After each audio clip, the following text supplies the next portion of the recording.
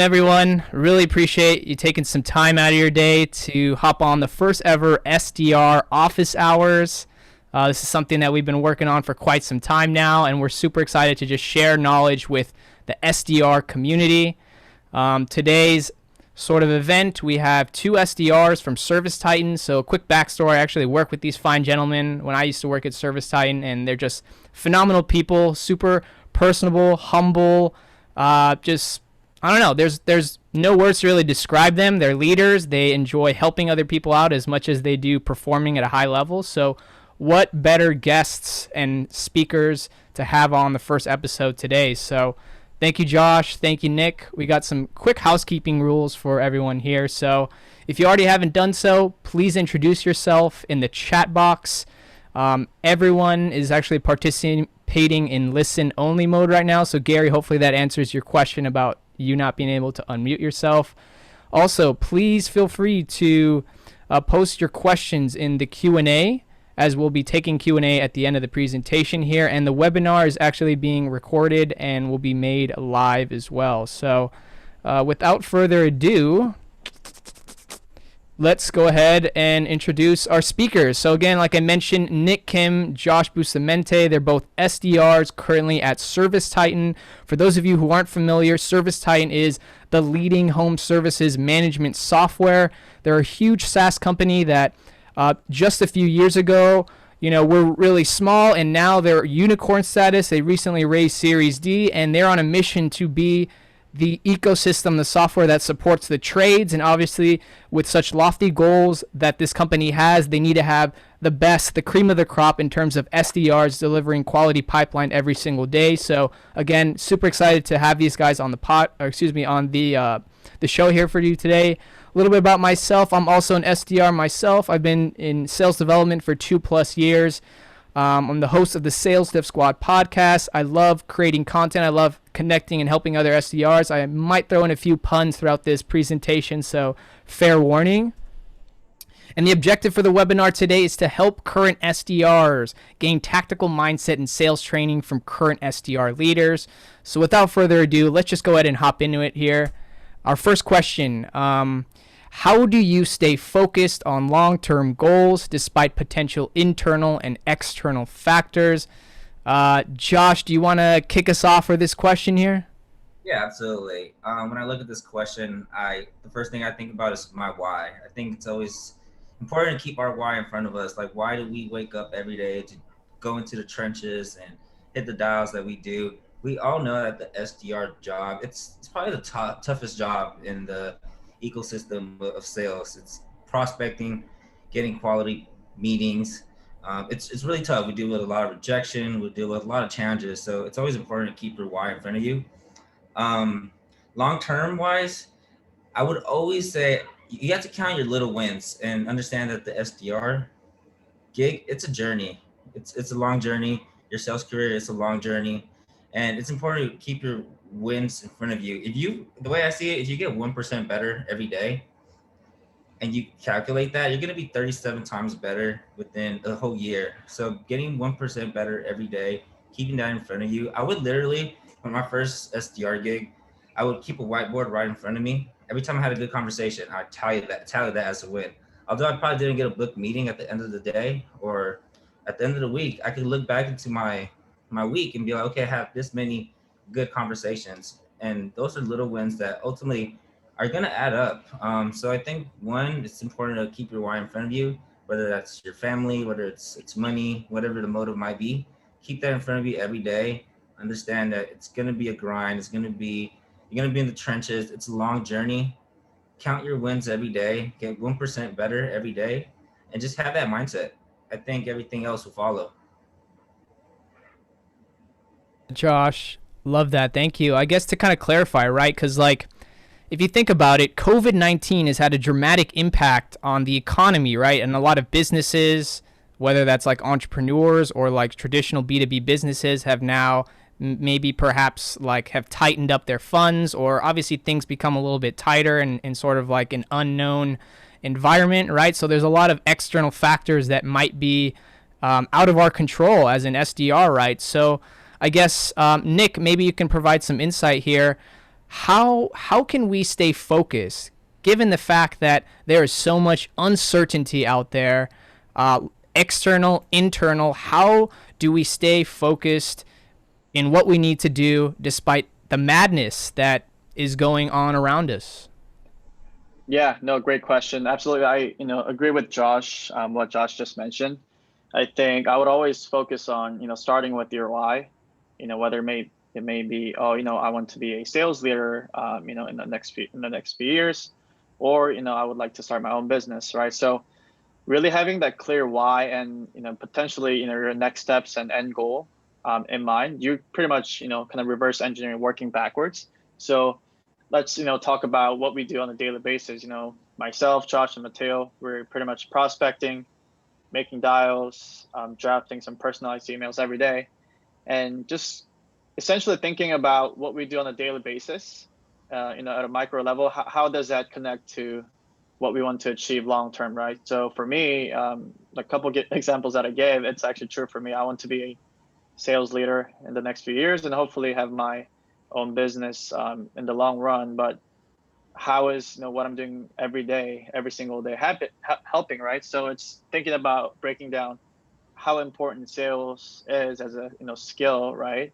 It's such a crucial skill that both in life and business, you really have to learn how to sell yourself, your ideas, products, and services. But to kind of circling back to specific external factors like COVID-19, right? Personally, it kind of hit me hard and realizing that, oh, everything is changing for everyone. So what it really took for me was that moment where really being able to recognize the opportunity that I have in front of me and doubling down on what I have within my control, right? So clearly not everybody knew that COVID-19 was going to happen. And when it first happened, I told myself, oh, maybe this will be here for a couple months. And little did I know, we're almost 7 months in, and this is something that we're learning to live with. So again, understanding what's within our control, and solely focused on that. So whether it be activity, learning to improve 1% a day, like Josh just mentioned, or simply just doing the work, right? So whether it be studying calls, how do I get better, right? So if you focus your energy and time on what's within our control, then we don't really have to stress about things that happen, because that's just part of life, right? Things happen, and accidents happen, mistakes happen. So, but how do we bounce back, and how do we focus on what we have control? Great insight there. Just saw that Victoria Tori joined here. Tori, thanks so much for joining us. Josh, anything that you'd like to add there, or are you ready to rock into the next question here? Yeah, I think Nick had a great point. There's a lot of things, especially throughout this year, that we just can't have. We cannot have any control over, like COVID, our remote situation, not being able to be in the office around our peers. We just simply can't control that. So I think it's important just to control what we could control. If at the end of the day we're doing that and we're controlling what we can control, then I think there's nothing really. You could look back in the day and say, hey, I did everything that I could, right? And that I think enrolls like a peace of mind. You control everything you control and put in the work despite of the circumstances around you. I think that's the best way to stay focused during these unprecedented times. 100%. Thank you so much. Let's hop into the next question here, guys. So I know that we had a question about this earlier. What advice do you have for job seekers during COVID? And we'll start with Nick Kim here. Yeah, so I personally know a few, SDRs or SDR candidates this year that, were in the same boat, right? So 2020 right now, today is a, total different animal. So I would, focus on, first things first, standing out. So for example, like if you're going into a specific industry, I think Mahir mentioned maybe something fitness related, right? So simply just studying up on obviously like what are the trends, what's happening, what has changed due to COVID, and also being able to demonstrate the skills that you could bring to the table, right? So if you're wanting to get into an SDR role, simply duplicate the process that we do day to day, right? So I would If I were to give a practical advice, I would, maybe create a Google spreadsheet, Google Doc, and keep track of, say, all the jobs and decision makers or hiring managers, I should say, that you're going after. Just keep track of them, be creative, and maybe, try cold calling them, or, shoot out some cold emails, personalize them, and just stand out, right? And I think through that, demonstrating again that skill set that hiring managers seek for, then I think you can 100% at least catch their attention. I agree 100% with Nick. I think the best way to go on about searching for jobs during this time is by displaying your skill set, by how you would duplicate your job as an SDR. Like if you could find hiring manager's cell phone number, cold call him and leave a good impression, or even leave a nice email, right? Real nice personalized touched email to him on top of the job application. I think you're going to stand out more than a person that just goes through the regular recruiting application process. So yeah, I highlight how your prospecting skills would in turn, be applicable on your day-to-day as an SDR. 100%. Great advice here, fellas. And it looks like we have a few more attendees here. Sarah, Savannah, and Han Su. Thank you guys for joining us. Appreciate it. If I could add anything here is leverage LinkedIn. Leverage your network, everyone. There's a lot of people out there that are willing to help you. But you kind of have to meet them where they're at. So LinkedIn is obviously really popular right now. So, obviously connecting with other fellow SDRs. But the role that I actually found right now currently was a role that an SDR sent to me and I applied to. So just get yourself out there. Rely on your community, and people are willing to help out other people. So do you guys have anything to add? Are you guys ready to rock to the next question here? I think we can jump to the next one. Awesome. So we'll start with Josh here. Josh, how do you create leaders around you? Great question. When I see this, I think of my favorite basketball player. I think of Kobe and his mentality, which is Mamba mentality. And it starts with yourself. It starts with being the best person that you want to be. When you envision yourself as a person, like what are the micro steps and commitments that are going to lead to you becoming that person? And then two, it's better when everybody becomes successful. You don't want to go at the top all alone. So sharing knowledge and helping other people get better is part of also my mentality and creating leaders around you. Like for my day-to-day, right, in my SDR role, I love helping out people. I love role-playing with other reps. I love role-playing with new reps. Like I'm an open book. Like I love when new reps ping me because I wanna get better too. I'm probably gonna learn from you just as much as you're gonna learn from me. And so it's all about being a sponge and being this in a learning ecosystem where you want to help other people be successful just as much as you want to be successful. I think that's how you create an environment of leadership within the culture of an SDR group. 100%. Nick, anything to add there?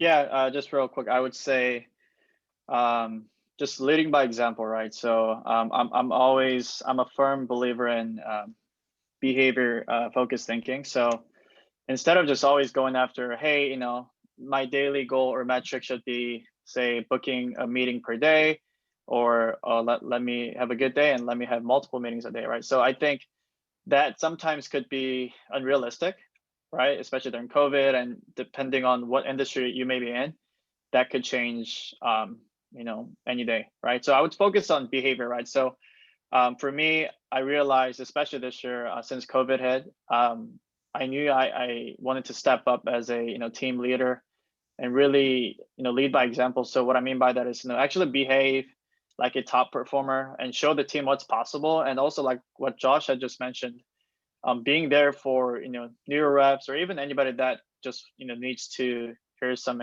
encouragement or just needs to do a simple role play practice, go over some strategy, just being there for them, right? So I think being a leader, it's not really anything huge or special. I think it starts with leading by example. So doing the work and showing the team what's possible, and I think you can build trust that way. Thank you so much, fellas. Yeah, I think it's really important, right? I think 2020 is in desperate need of leaders, and I think leaders actually have a really big impact, right? If we look at the sales floor, leaders are really the revenue multiplier, right? If you can get the people around you to perform at a high level and achieve greatness, I mean, that speaks volume on what you can achieve. And I would definitely classify you two as really strong leaders. But let's go ahead and move to the next question here. So I think this is a really important one, considering the fact that we've been in a remote environment, and it looks like we'll probably be in a remote environment for the time being.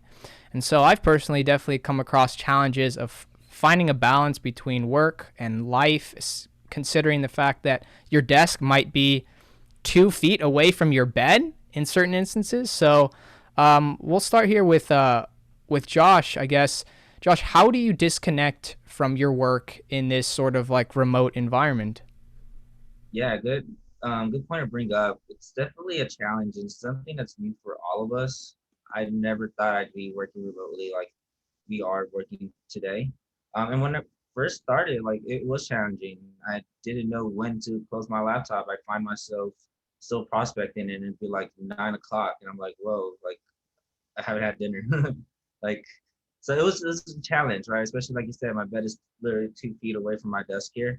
But I think it goes back to creating a schedule, sticking to a schedule that works for you.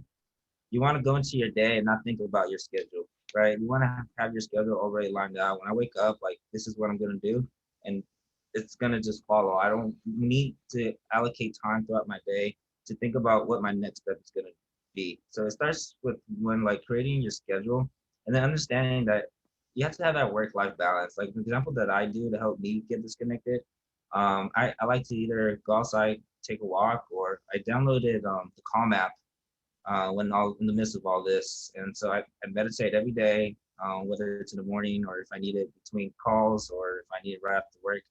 I meditate, and it helps me, clear my mind, helps me find the thin line between work and life.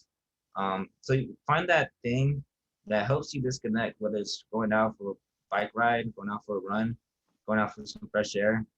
It's really important, especially with the SDR role.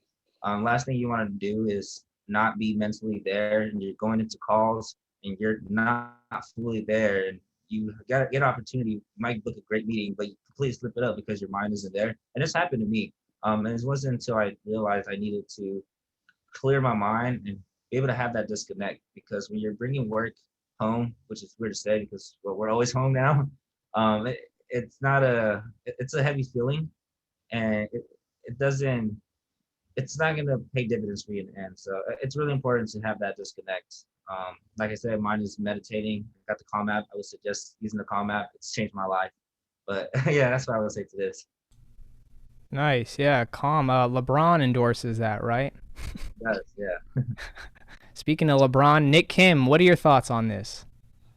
Yeah, very similar to what Josh said. I definitely, I'm all about calendar management and time management. So um, really, setting yourself up for success, right? So I would even put time blocks for personal stuff. So for example, if I'm prospecting early morning, maybe for an hour, I will simply give myself a quick, 5-10 minute break, simply go on a walk or, take a water break or just move around, stretch a little bit. And if that's simply hard to remember, just put it on your calendar, right? So, we have a saying at, ServiceTitan within our, sales dev org, live by the calendar, die by the calendar, right? So simply, if it's important, if it's something you have to do, put it on your calendar.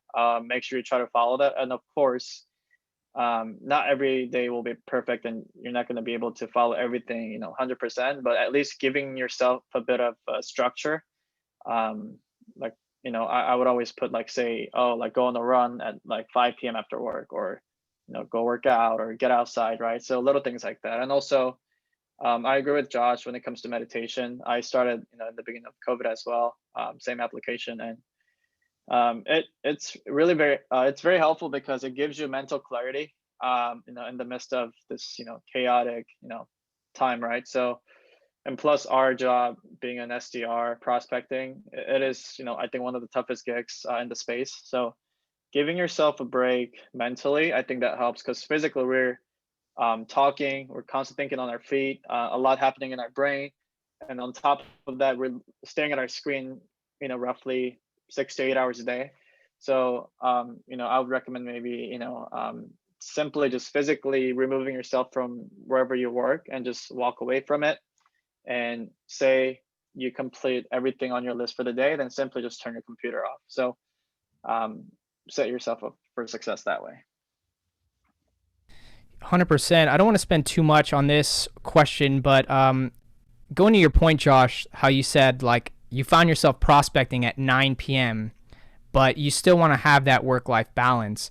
How can you set your day to know that like when you're done working, you can at least feel confident knowing that like you gave everything that you got, but you still were able to manage your time effectively to where you don't have to be working at 9 o'clock at night. I know we kind of talked about this earlier, but like where do you draw that line where you say, okay, this is my last call, or this is it for the day? Or I guess how do you kind of plan for that, if that question makes any sense?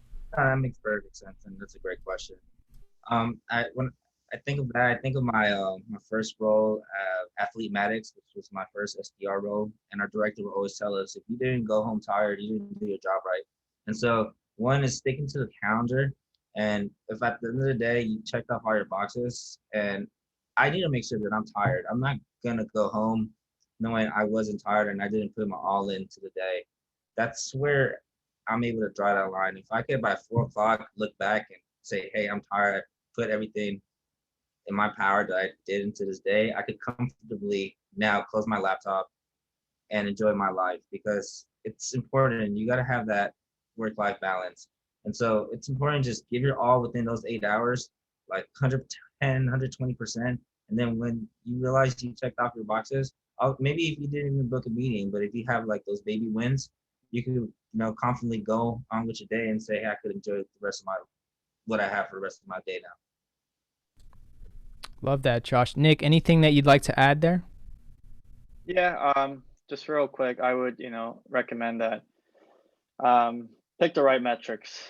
And what I mean by that is, I think I mentioned it earlier, but when I first started in this role, I was very confident. I was kind of pumped up. Oh, like I'm gonna have a great day every single day, right? So I would tell myself, hey, let's go ahead and book one meeting a day. And depending on which industry and space you're in, sometimes that's just not realistic, right? So setting realistic numbers, like so right now, like when I start my day and towards the end of the day, what I'm really focusing on, did I have at least like 2 or 3, good engaging conversations with the decision maker, right? So that's typically how I measure my day. Oh, like, did I have a good day, or did I work hard enough? But again, agreeing with Josh, I think I'm not saying that, all of you guys should, exhaust yourselves every single day, but just having the mindset of how can I get better?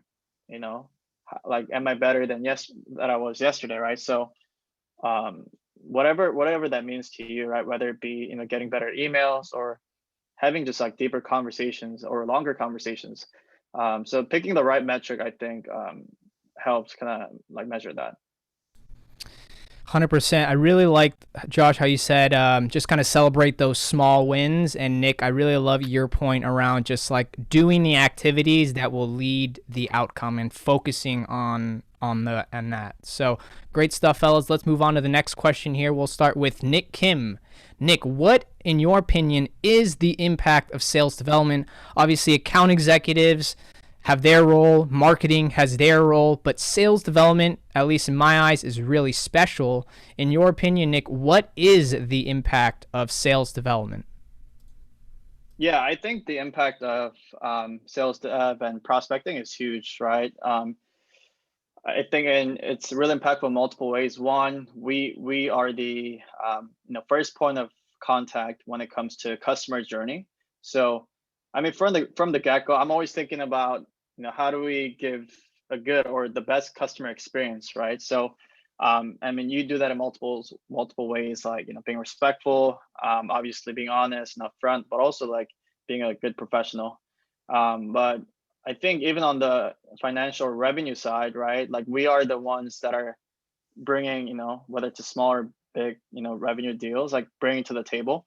So I think, I think it's huge, right? Because depending on which company and like industry you're at, there are sometimes, full cycle prospecting A's that, take care of the deals from start to finish. But the way it's structured at, our company and some of the other SaaS model companies, it's typically, sales dev on the front end and account executives on the closing side. So just managing that relationship, between two bridges, and also just sourcing those, like big opportunities that could, result in, millions of dollars. But yeah, I mean, I think it's huge. I think people kind of overlook that, and sometimes even reps themselves would kind of downplay the importance, right? Oh, I'm just an SDR.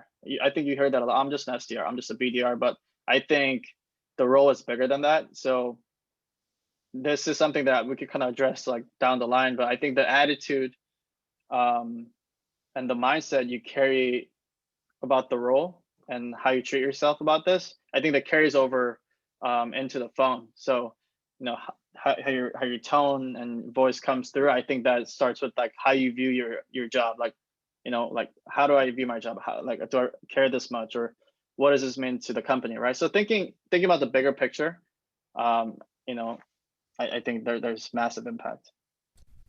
100%. Josh, anything you'd like to add there? Yeah, I agree with everything Nick said. One thing I would add is thinking about our prospects and our customers. Like, yeah, us as SDRs, we're the first point of contact for the customer's journey, and we're the revenue generating machines for the company, essentially, right? But we also are impacting people's lives. Like, if you look at the software that we sell at ServiceTitan, we're really genuinely giving people their lives back, and time back, and money back, and making their lives a lot easier. So the impact of sales dev is not only for the company, but also for the people that we're talking to on the phones. Like, I've had so many customer success stories where they tell me like, yeah, like ServiceTitan has really helped me get like hours back in my day, where I'm able to spend time with my family and kids now. So it's also thinking about who we're talking to on the phones. Like, these are real live people. They're just not a voice over the phone, that have a life. And so if you come to your calls thinking you're actually helping this person, I think mentally it drives you to want to make more calls and book more meetings, because you're actually helping people. You're not just being a lousy sales carsman trying to, get a commission check. You're generally trying to help people in their business and in their lives. So I think the impact of sales dev is a lot bigger than just, cold calls and bringing in pipeline. We're helping other people who have problems. Like, that's our job. Our job is to find problems and lead them to our solution. And so I think the impact of sales dev is huge. Yeah, I completely agree with both of you. I think, like you guys said, the SDR role often gets unlooked or a negative connotation, right? But if you even just consider it from the aspect of the skills that you're learning as an SDR, you're learning how to deal with rejection, you're learning how to cold call, you're learning how to think on your feet, just like Nick said, right? And so what I really love about the SDR role personally is you're learning entrepreneurial skills, the fundamental business skills that can be applicable to anything that you choose to do, whether you continue down the account executive route, sales route, or just starting your own business or doing whatever you need to do. So kind of alluding to what Nick and Josh said, just aligning it with your long-term goals. But great insight there, fellas. Let's keep moving here. We'll start with Nick Kim. Nick, what advice would you share with yourself on your first day as a BDR SDR? Oh man, I think there's a lot I can cover, but a couple things that come to mind. One, just don't overthink anything, right? Don't overthink too much. So what I mean by that, when it comes to new reps, say having to make calls on your first day, or you finish your boot camp, you finish your training. Now it's time to, hit the phones and get to work. I think sometimes people, it could be daunting, right? Especially if you're new to it, say you're a new grad or you're new to the game. I think it could be a bit scary, but just sometimes what I always tell reps that I coach at work is just do the work. Get your reps in, Just get the rocks out of your mouth and just like, go through the motion, right? Because I think for me at least, I think I learn best by doing. So, be okay with making mistakes. I mean, even for me, like this morning, I had a couple calls where I didn't feel like, oh, that didn't go so well. And that happens even when you're 2, 3 years into your career in sales. So don't overthink stuff. And also sometimes I think reps get nervous on the phone and start trying to like oversell their product or themselves. So sometimes I think just ask a good question and just, be quiet, right? So just like listen, listen, listen. So I think being able to, I know those are two simple tips, but I think that's helped me a lot. Just, don't overthink stuff and, ask the question and listen, right? Don't, because I think once you start talking too much about a product and, oh, we could do this feature, then it's not about the prospect, and prospect could go, oh, well, what is this going to actually do for me, right? So always focus on the prospect, not so much on the product features. Yep. Josh, anything you'd like to add there? Yeah, piggybacking on Nick, I think silence is powerful. You always want to have the prospect speak, right? So that's a huge point there. But for me, I would say be a sponge. And what I mean by that is just taking the opportunity to learn. Like for the people that are here, like that's amazing. You're all being sponges. You guys take an opportunity to listen to people, right? I would say look at the leaderboard and look at the top reps and just do what they do. Like the best salesperson I've ever met literally told me just copy what good salespeople do. Whether that's waking up at 5 in the morning and having like a coffee and just sticking to your schedule, or is saying literally line by line what they say. Because I've done that before. I've literally listened to top reps calls and listened to how they ask questions and what they say, and I'll have it right in the screen in front of me. And while I'm on the call, I'll say verbatim just what they say, and it's net a success. So be a sponge and just copy what great salespeople do, because it's true. Like just copy what a great salesperson does, what he says, how he says it, when he says it, Mm-hmm. and Mm-hmm. you're gonna be successful. You don't overcomplicate it. Yep. Yeah, no, and just to add on to that, yeah, I think that too, just always having that student mindset, always, be a student of the game and always be learning, right? So what Josh said, like I would do the same, like even to this day, listening to like, demos of your, AEs and really learning more about like what your product actually does for the prospect instead of just like, oh, this is what we do, buzzword. Like I think that's like surface level, but yeah, simply like copying what the top reps do. And yeah, you could, like you said, like you could even try things and try saying things verbatim. And I think once you keep doing it, then you can make it yours and you can say it in your own words and or write it down, talk about it with your manager, your peers, practice it. And I think once you do enough, once you get your reps in, it just becomes yours. And at that point, then you can share your experience and learnings with others. And I think that's what we've been able to do.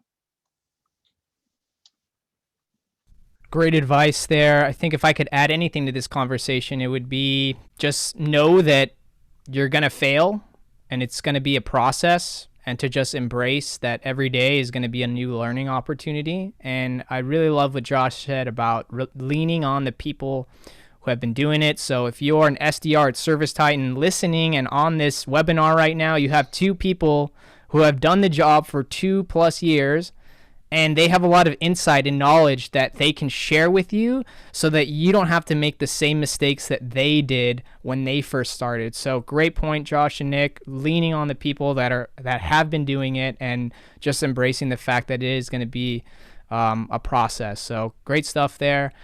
For anyone, I know that we had a couple of questions in the chat here. If you could just do me a favor and just drop it in. There's a little Q&A section in between participants and polls. That way we can kind of consolidate those questions. But we just have a couple more questions and then we'll be taking live Q&A. So appreciate your time and let's keep rolling. So Josh, if you can kick us off for this one, what would you say has been your greatest failure in your SDR career?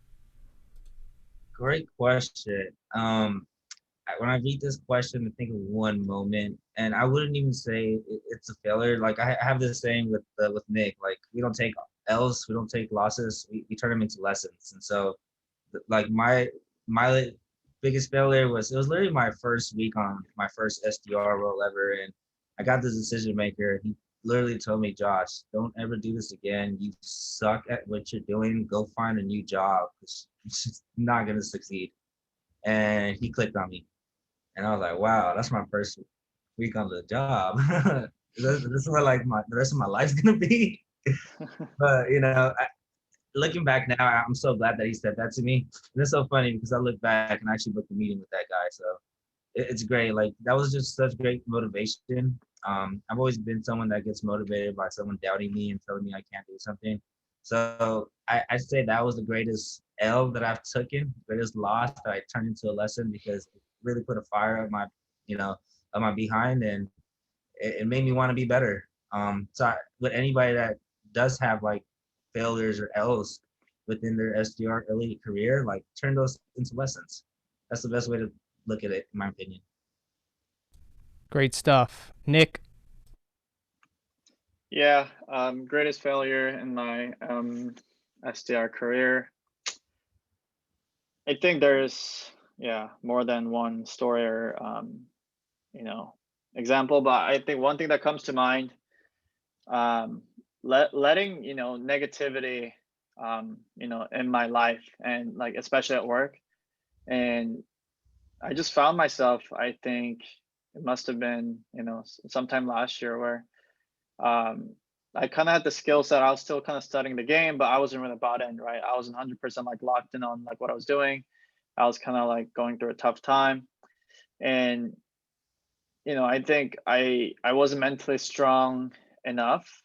So I had a few like negative people around me, and just letting that in, that actually bled into like my performance and bleeding into my personal life and relationships. So I think that was a huge lesson. So just recognizing that and really learning that negativity speaks like heavier volumes, like probably 7 or 10 times more than positive words. So simply recognizing that and removing that from whoever, whatever is around me, right? And if it's not going to be a mutually beneficial relationship, whether it's in business like prospecting, or work at work, or just personal relationships, I just like don't see that going forward. So I think that goes kind of hand in hand in my SDR current life, right? Just like recognizing what, if it's anything or anyone that's bringing me down, that's probably not a good time, good investment for me. So that was a great lesson. Yeah, I think if I could add anything to this, it would be if you think about like applying for a job, right? Like Mahir, I know that you mentioned you're on the search for a job. Odds are you're probably not gonna get the first job that you apply to, right? And so if we think of this like concept of failure is inevitable, especially in an SDR role. Like there's no way that you can get into an SDR role and you'll book every meeting with every person that you talk to, right? So it's like just sort of getting your mindset into this framework of like embracing failure. And if you apply to a job and you don't get it, right? Like basically you're training your mind, you're conditioning yourself for the actual job. So just being able to like embrace your failures, big or small, and using that to propel yourself further. But any last minute thoughts here, fellas? I think we're good. Great. I think we're coming to our last question here before Q&A. Nick, if you can kick us off here, who would you say has been the most influential person in your SDR career? Oh man, there's a few sales professionals that I could think of, but I'll be honest, the one person that's like standing out to me, I mean, this is it's not a sales professional, but I would say Kobe Bryant, absolutely. And I think that's just because like the mindset, like the mental fitness he had, and he also was able to share with the world. like simply, right? Like sometimes, like in the morning, if I just want to get fired up, have a good day, or get a like great start to the day, I simply just go to YouTube, look up Kobe Bryant like mindset or you know, like mentality kind of videos, and it just everything's spot on. And I think one thing, and the reason why he is, I think, you know, one of the most influential people to anybody that's in a performance-based role, or you know, whether it's athletes, sales professionals. One thing that he said really kind of changed my view, right? He said, greatness isn't just about being the best or being great at something you do. It's simply about, you know, being able to inspire someone next to you, someone around you. And I just took that to heart, and I every day I show up, it's like I'm, you know, stepping onto court, and every day I show up, I want to, you know, be a good example for the rest of the team and myself, and setting the bar high. And I just, you know, learned most of that from Kobe Bryant, and just like, you know, like his mentality. And you can see that in his performance, like he just like never giving up, bringing always 100% of, you know, what he has. So yeah, I'll say Kobe Bryant. The man is definitely a legend. Josh, any thoughts here? Oh man, I would honestly say the same person, Kobe Bryant. He's the most influential person in my life. His mindset, the way he approaches life, the way he approaches his craft. He, you know, sports is, I mean, sales is like a sports to me. So it's really easy to like flip it and apply my SDR gig to how Kobe, you know, applied and approached his basketball career. You know, he was the first one waking up, the last one shooting to the gym, the one always watching tape, always being a student of the game, always inspiring the person next to him to be great, always trying to be the best version of himself. So I would say Kobe Bryant, but then there's also another person that I think really influenced my career. He was my first account executive that we worked with. We worked in pods back in my first SDR gig. And so I always worked with this one account executive. And to this day, he is the most wealthiest account executive I've ever met. He showed me his W-2 once, and I was like, whoa, I want that. And so, yeah, I think him. When I say like when I said that story about like sticking to what just copying what the great salespeople do, like that's the person that I literally would sit next to every day too, and just copy how he would say things when he would say things. And so I think as you're progressing your SDR career, I try to find a mentor that's, you know, been in the trenches and that's done the job and that has moved on to the next level. And that's, you know, obviously netted success, and keep that person close to you, and just be a sponge around them. I think that will pay dividends in the end. 100%, Josh. Thank you so much. Thank you, guys. Looks like that was our last question. So we're gonna actually head into our Q&A session here. So if everyone can just go, if you have a question, drop down to the Q&A section at the bottom. But Mahir actually had a question that he wrote in the chat here, and I'm just gonna go ahead and read it out loud. His first question was, so his background is in fitness, and I've been selling personal training and fitness equipment for the past 10 years. A company that he is trying to join has their product training, but his question is, for a fast learner and a hustler, how is the ramp period or the ramp roadmap looking like, especially now that everything is kind of remote? And how fast can he learn tools like outreach? Yeah, I could kick things off here. I think when it comes to, you know, being ready for your new role and learning how to use, you know, like sales software tools, I think it just depends on you, right? Depends on, I guess, really, you know, how like bad you want to, you know, ramp fast. It just, there is no really like a specific answer for this. So I guess what I'm trying to say is, I think you just have to put in the work, put in the reps, and like, you know, Josh and I are saying, if you know, recognize or just simply ask around, hey, like who's the best top performer here, right? And who's performing every month, you know, like all year round. I would pick in those people's brains and just have a conversation with them. And even if it's remote, I was telling some of the new reps at our company at ServiceTitan, right? One of my favorite parts about my workplace is the people. It's a tough job. We go through the same role, so just being having the camaraderie, sharing pains and also learnings together, that's huge. So treat it the same way, right? So get on Zoom, reach out to your manager, reach out to your peers, colleagues on your team, but also like maybe different departments. Hey, like I heard that you're the most successful rep or person in this department. Like how do you do that? Like just simply ask, right? Like just like Josh said, like be a sponge and get to know people that have done the work that you're about to do. Just simplify it. Don't overcomplicate it. 100%. I would say, we actually have a rep on our squad. His name is Adam Call. He actually owned a gym too. So he came from like the fitness, and he came to ServiceTitan. This is his first SaaS company. And like I saw this guy just put in the work, like came in early, stayed in that like late. Like I think tools for me specifically too. I think tools is the most challenging thing to learn when it comes to like the gig. I think you've had 10 years of sales experience. Like don't neglect the 10 years of experience that you have. That's gonna be super powerful in your role. But just put in the time to like learn the tools.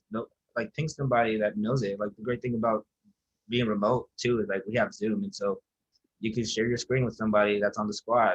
Ask them how they do their processes. Ask them how they're navigating throughout the softwares, and just spend like 15 minutes just shadowing how a person uses the tools. I think that'd be super helpful for sure. Great stuff there. And yeah, I mean, Mahir, if you're like taking the time to just hop on this webinar and learn, that already tells me that like you're hungry and you want it and you want to get after it. So just keep doing what you're doing. Still waiting on some questions, but it looks like Mahir posted another question, so I'll read it out loud for you guys. Do you guys feel getting like pushback on LinkedIn because your title says SDR, and every time you try to connect with someone knowing that you're trying to sell them your services, or you think that a market has a different approach, yada yada yada? I guess like what's your guys' approach to connecting with someone maybe on LinkedIn, considering that you have like sales development rep as your title or maybe on your email? Yeah, no, I typically don't worry too much about my title on LinkedIn or in my email signature, because the way I see it is I think sales, a lot of people have a different view, but the way I see it is we're not really trying to, the word that we always use, convert. I'm not really trying to convert everybody. I think what we should be doing is at least, sharing information and educating people. And if they're open-minded and if they're willing to talk, then that's when it gets interesting. But if it's someone that's closed-minded and they would kind of turn off just because they see sales in your title, then I guarantee that they're probably not going to be your best customer. So yeah, I think little things like that, again, I wouldn't worry too much about it. Just focus on, I would say, your approach and messaging. So for example, if you're connecting with folks on LinkedIn, just be upfront, be transparent and honest. Do a quick introduction, and it's all about how you frame things, right? So instead of, oh hey, like, can you just take a demo and so I'm gonna sell you the product, it's more like, hey, we'd love to learn more about your business, understand your business focus and what your goals are, and maybe you can focus on social selling. Hey, we work with X, Y, and Z that are similar to your business, and we've done X, Y, and Z, solve these kind of pains or problems. If that's something that you're going through, love to chat. Just keep it casual, but also telling them like why you're reaching out instead of sales and just So I think the way you frame your questions is always important. Yeah. I wouldn't say worry too much about the title on your LinkedIn. And the thing about LinkedIn too, like you can be creative with your titles. I have a friend that works for Clary, and her title is like, she's an SDR. Her title is like revenue regular. So you can even be, have fun and be creative with your titles. But yeah, everything Nick said was spot on too. Mm-hmm. Yeah, if I could just add one last thing to that. I spoke to a man by the name of Justin Michael yesterday, and I really love what he mentioned. He said, you really shouldn't be scared about approaching people if you truly believe that what you have to offer can help them. Yeah, you're bothering them. Yeah, you're interrupting their day, right? But if going back to like Nick, right? All about your mindset and believing that what you have is worth the interruption that you're about to make, or you believe that, why the reason you're calling them is worth their time. So just going back to like what both of these guys said around like not overthinking it and just like really believing like what you have is powerful, right? If we look at ServiceTitan, for example, you guys have seen the impact that your software has made in these people's lives, right? And if you could almost imagine that the person you're calling is dealing with the problems that your business or product solves, right? And really just like imagining that as you're calling them. So just some high level advice. We have some more questions here. So looks like our next question is any advice on nervousness and overthinking when you're on a call, specifically overthinking about asking the right questions to make sure the conversation goes the right way? Josh, do you want to kick us off for this one? Yeah, I think for this, I think of the 5 Ps. Proper preparation prevents poor performance. So it's all about doing the work beforehand, like already knowing what questions are going to drive the conversation the way you want the conversation to go. Like for us, we use gap questions to drive the conversation. But then knowing one gap question is one thing, but then understanding like the layered questions within that gap is super important. And then I would say like don't spend too much time overthinking. The more you overthink, you could have already called that person and like, hey, if you fail, like it's okay. You take that call as a learning experience, and then you'll be ready for the next one. So I wouldn't say, it's okay to be nervous. Like I was nervous. Like to this day, sometimes I'm still nervous, but it's all about just getting out of your comfort zone. That's when you grow. You grow the most when you're out of your comfort zone. If making the call is making you uncomfortable, that's probably a good time. You should probably pick up the phone and dial. And so don't overthink it. Just go with the flow and see where the conversation goes. If it doesn't like go how you land it, make sure you annotate that. Make sure you look back, look at the things you could have done differently on the call, and just take it as a learning experience. Great stuff, Josh. Yep. Thank you. Nick? Yep. No, I 100% agree. I would always, challenge reps to get comfortable with being uncomfortable, right? And I think preparation is key. I think overthinking and being nervous and scared comes from simply being unprepared or maybe not having experience in those situations, right? So, like Mike and Jordan said, I think strong work ethic eliminates fear. So just simply do the work, put your reps in, and expect that, these are, mostly talking about outbound cold calls. Expect that they could go wrong. They could, go badly, but I'm not saying that put it out there, manifest it that way, but I'm, suggesting that, not every call is a great call. So like Josh said, like you could be overthinking it. Oh, let me, grab their email address, spend 5 more minutes doing research. And I've been in those situations where I spend extra time on research. Turns out when I call them, it goes to voicemail or it's a bad number or they don't pick up, right? Or the business is closed. So sometimes you just got to do the work, just do the work and you learn by doing. So don't think too much about, I'm going to lose the deal or burn the relationship. I think we're all human. I think people see if you want to be a good professional and work hard, I think people respect that. So do the work. Yeah, and I mean, I'd like to just add one more thing here, and we'll move on to the next question. I mean, what do you guys think, Josh and Nick? Like, do you think this also comes with like time and practice? Like, how long did it take you to really feel comfortable and confident with the questions that you ask? Yeah, I think just with anything, it's muscle memory. So the more you do it, the more comfortable you're gonna feel. I don't know. I just can't really remember like a specific time frame, but I think for new reps that are trying to break into the SDR role, give yourself at least 2 to 3 months. That's typically like the average ramping period in SaaS model. So don't overthink stuff. Give yourself some space and time to get better every day, every month, and I think that things will just come come over to you naturally. Yeah, I would also add on role play, role play, role play. Find a partner and just sit down and role play. Role play as much as you can. The more reps you get in, the better. Like the more reps you get in, the easier these calls and conversations are going to be getting. So I would suggest, finding somebody that's willing to role play with you and just. We used to do this every morning at service time. We're back in the office. We'll pair up and go into a room and we'll role play every morning to get the marbles out our mouth and just get our reps in. At the end of the day, I think sales is like a sport. So the more shots you take up, the more likely it's going to go in the next time. Absolutely.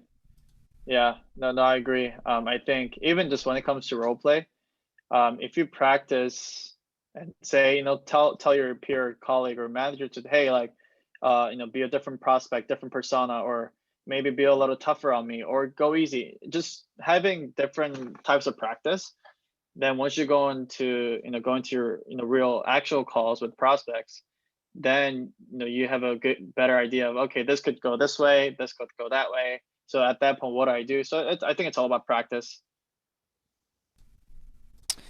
Thank you so much, fellas. Hopefully that was helpful for y'all out there. Our next question, Mr. Gary Andonian, what is the most influential sales book that you have read and why? I'll start with this one. I think the most influential sales book I've read has to be The Challenger Sale. And the reason behind that is because it helped me identify what kind of salesperson I was. And if you read this Challenger Sale, you're usually 4 different types of salespeople. You're a hard worker, problem solver, completely forgot them. Hard worker, you're a problem solver, relationship builder, or you're a lone wolf. And ideally, sales has changed throughout the years. Historically, sales was more on building relationships and, bringing people food and just, everything was more relationship kind of focused. But as we moved into this new model, right, where I think we're cold calling, it's harder to build relationships over the phone. And so you have to really challenge a person's perspective. And so how you do that is when being an industry expert, like for us with ServiceTitan, we're selling it to, plumbing, HVAC, electrical contractors. So it was important for me to understand, what lingo they say out in the field, like what kind of equipment that they sell, so I could drop it in conversations. And it helped me. I realized I'm a hard worker. That was my sales profile, and it helped me transition. How could I keep that hard worker profile, but then become more of a challenger and start challenging people on the phone and challenging how they're doing things. And with that is when being a product and industry expert. So I would suggest reading more in the industry. Like there's the book that I read from Tommy Mello, The Home Service Millionaire, which helped me tremendously because after I read that, I was able to talk like a contractor to these guys. So, do those things, and that will certainly help you and pay dividends. So the Challenger sales book, for sure. Thanks, Josh. That's a great book. Nick, what about you? Yeah, I would recommend Grit, Grit by Angela Duckworth. So it's not necessarily a sales book in a way, but it's a book about grit and how grit is the most important factor in any successful, especially performance-based fields and roles. Essentially, Angela Duckworth, I think she has a teacher background. So long story short, she did a study on, okay, what do all successful people have in common, whether it's salespeople, athletes, celebrities, public figures, investors, business owners, et cetera, et cetera. And there's always, obviously, you could get a head start if you're born into a family or you have a great network or you have mentors, blah, blah, blah. But it came down to having grit. So really being able to focus on your long-term goals, just purely having desire to do more and get better. So it's a simple concept, but just having grit really helped me be successful in my role.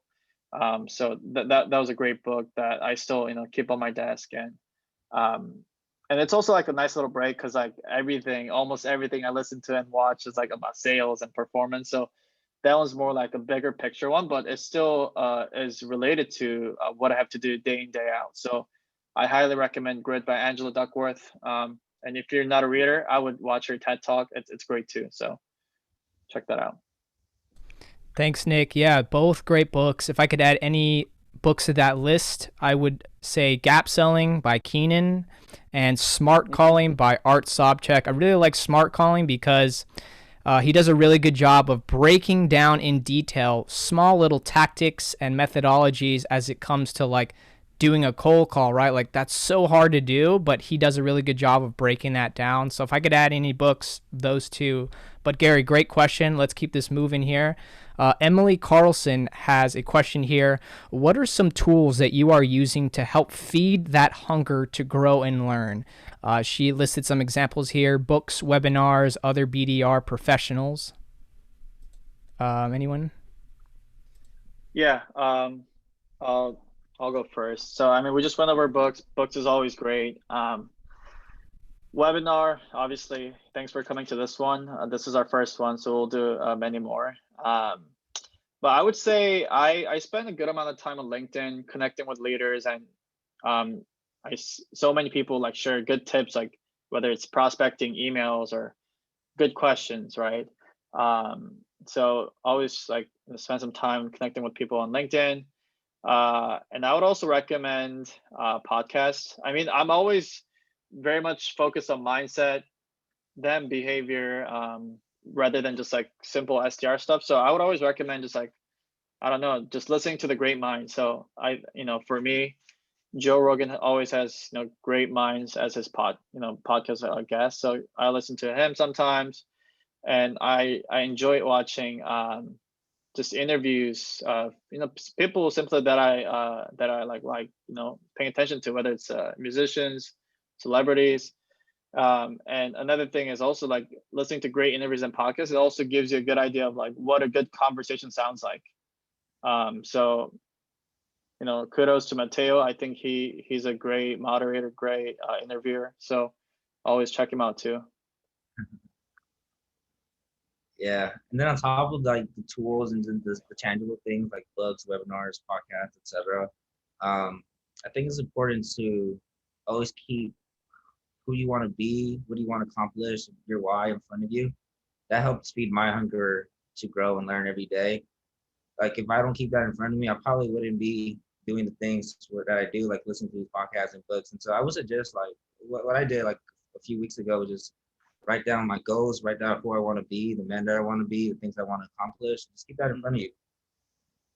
Yep, absolutely. And yeah, I could definitely add on to that. I used to not believe in this, really speaking things into existence, manifesting it, writing things down, and following that up with massive action and actually seeing that come to life.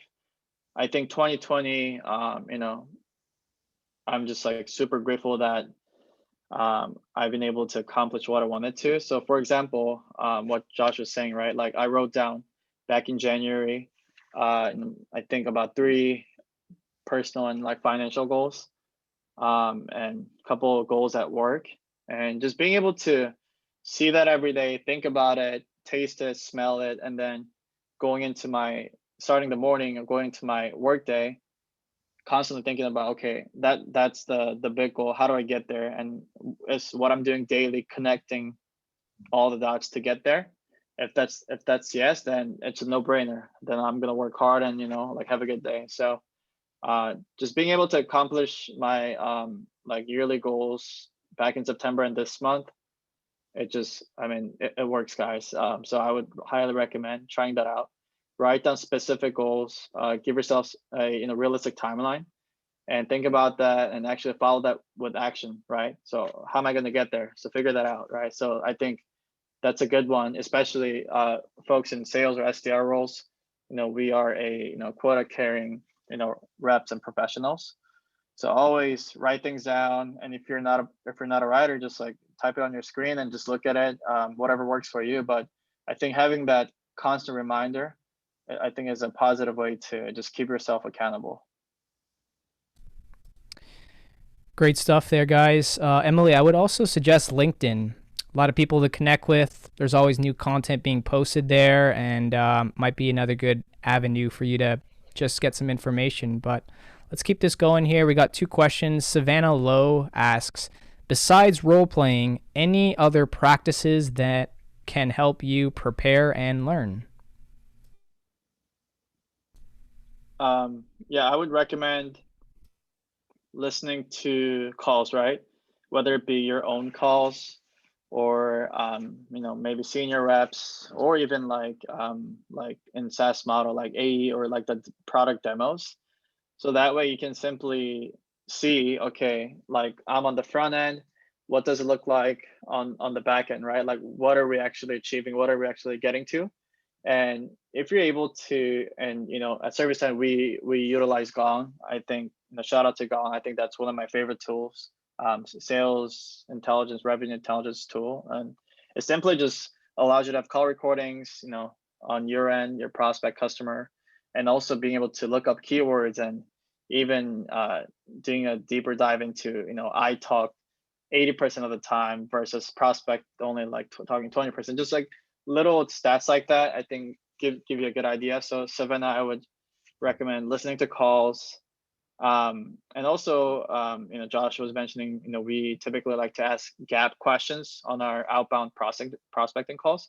So simply a gap question is a question to uncover, current pain points and gaps between your current state and your ideal world, like tomorrow's state, right? So I would simply study, gap questions and also the implications of each gap question, right? So if you guys don't have this, if you guys aren't doing this today, like what's the impact to your business? Like how does that, bleed into X, Y, and Z? Like, does it take up too much time, or is it costing you money?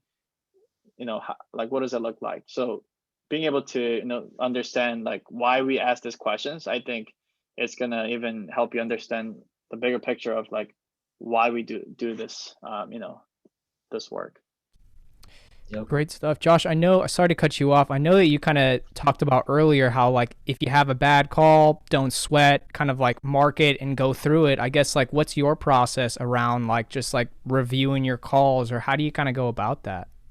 Yeah, great question. I love reviewing my calls. I wish we had two-way recordings like we did like a year ago.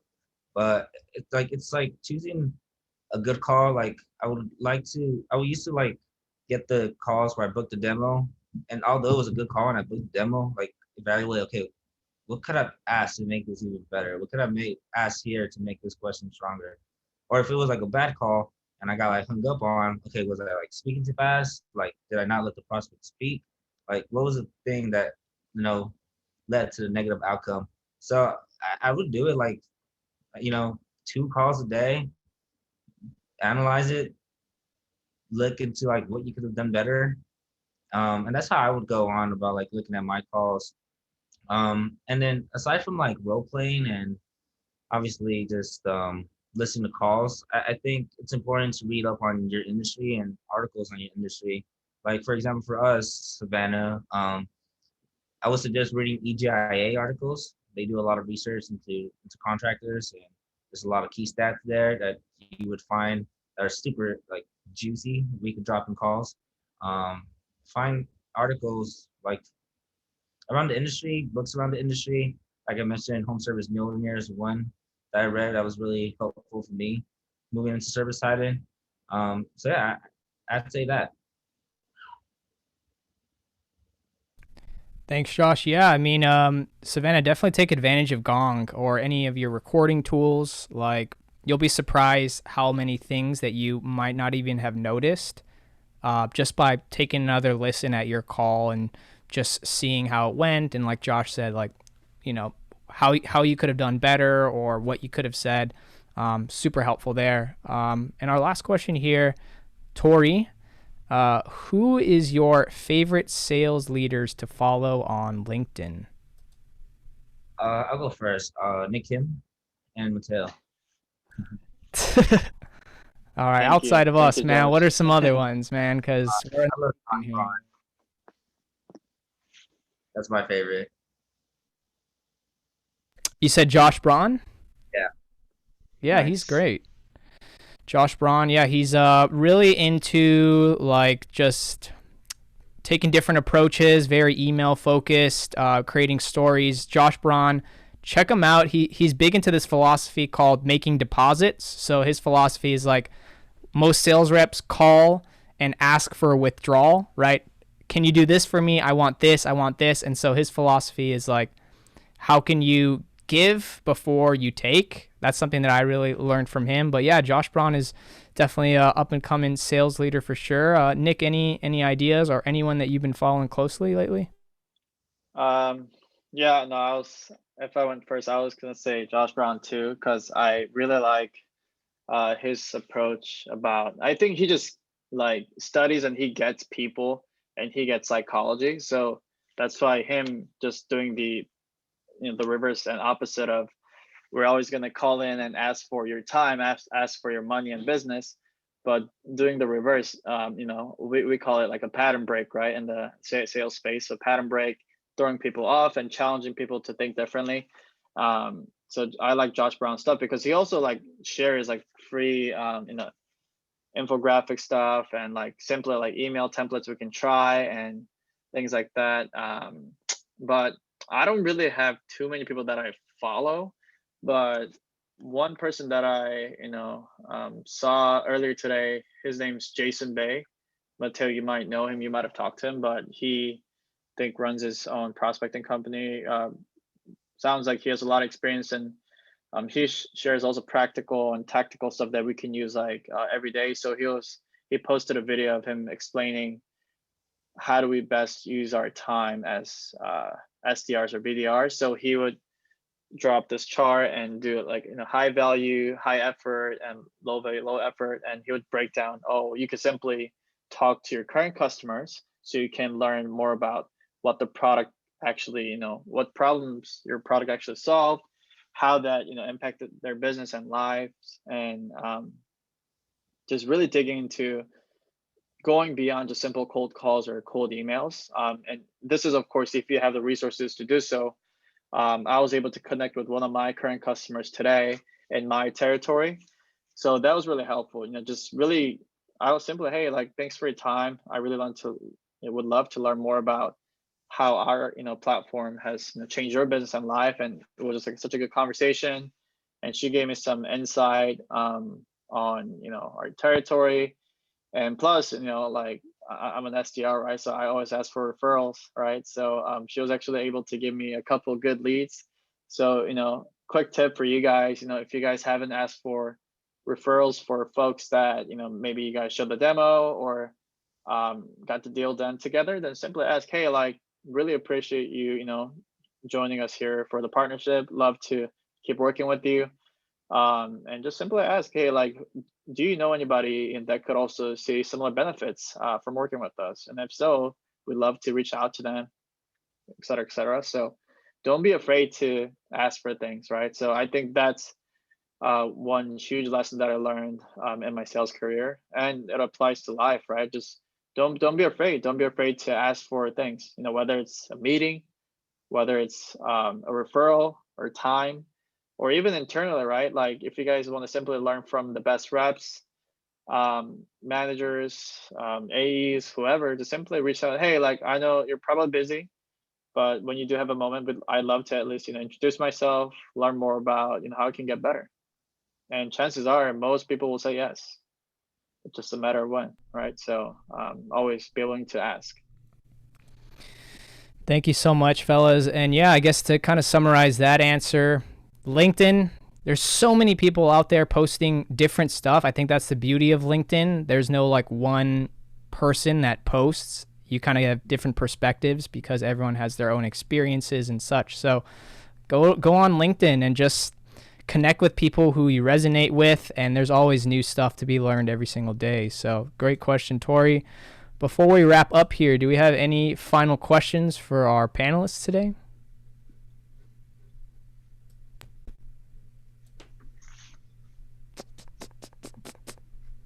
Looks like we're okay. Well, thank thank you all for taking some time out of your day and just learning, growing, and developing. These are probably the two best SDRs that I know, period. And, you know, they have a solid foundation, great mindset, super humble, always willing to help. And I really hope that we can develop more leaders and SDRs just like these two gentlemen. And I guess, Josh, Nick, for anyone listening right now that, you know, really enjoyed this conversation, they want to pick your brain further or just connect with you or reach out to you, where can they find you? Yeah, they can find me on LinkedIn. Should I just drop my LinkedIn here? Yeah, so Josh Bustamante on LinkedIn, and Nick, same with you, LinkedIn?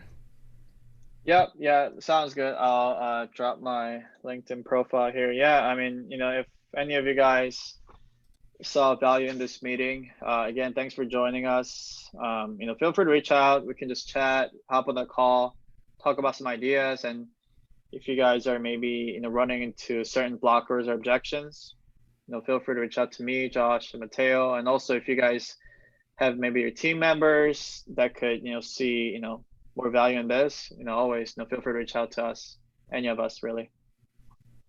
100%. I just wanted to take some time to thank Josh and Nick for their time. Can't thank you guys enough. This has been really valuable for even myself here. So thank you so much. If anyone in our audience here saw value in this, we would definitely appreciate a post. Use the hashtag SDR office hours. We really hope to do more of these in the future.